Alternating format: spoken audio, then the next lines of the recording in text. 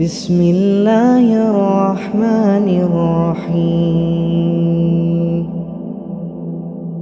قل أعوذ برب الناس، ملك الناس، إله الناس،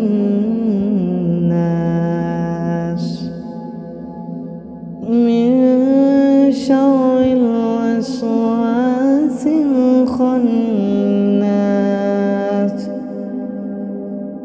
الذي يوسوس في صدور الناس من الجنة